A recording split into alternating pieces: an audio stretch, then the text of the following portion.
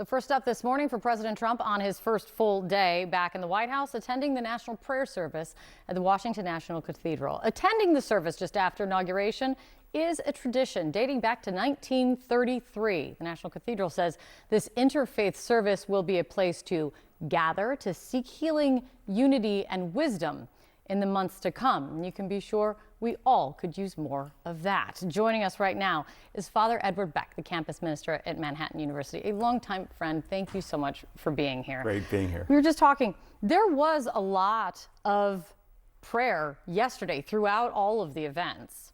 How will it be different today from what we heard in all of the prayer that we heard yesterday?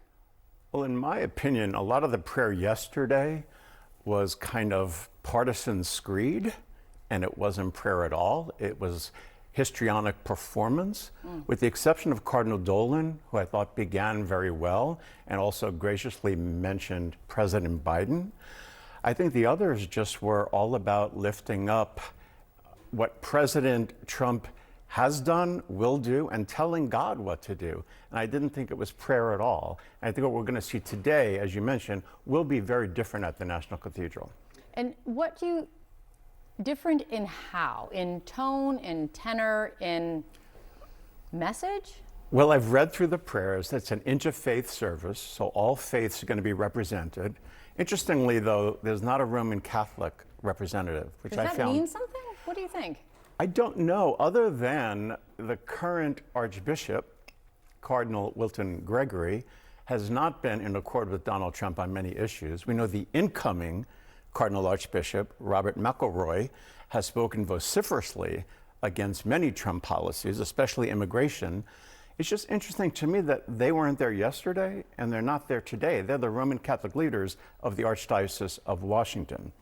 Having said that, the prayers today, which I have read through, are about caring for refugees. They're about breaking down walls. They're having compassion for people. There's a rabbi who's going to read the segment from Deuteronomy that says, "You, Israel, were strangers in a foreign land. So you must now welcome strangers as God has welcomed you and as you have been welcomed."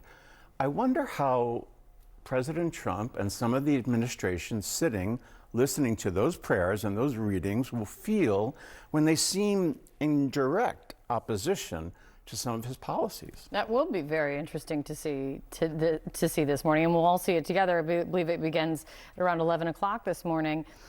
President Trump talked about God yesterday during his inaugural address, about God saving him. I want to play that for you and for everyone. Listen to this, please. Just a few months ago in a beautiful Pennsylvania field, an assassin's bullet ripped through my ear. But I felt then, and believe even more so now, that my life was saved for a reason.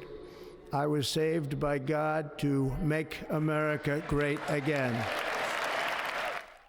What do you make of that message in that moment, Father? Well, I think the theology is problematic. So did God not save MLK Jr.? I mean, a prophet who was speaking about a vision for the country that we still revere to this day. Why was he killed? And why was this president saved? So does God have favorites? Is God partisan? What makes you think that that was God's intervention other than hubris, which is condemned in the scripture, and it lacks humility? And so it's not my theology, it's not the theology of the Judeo-Christian tradition that we have a kind of God who picks and chooses who he will save. No, I think there's a lot that we should all be listening to come this service at 11 a.m., the National Prayer Service. It's good to see you, as always. It's great to see you. Thank you so much.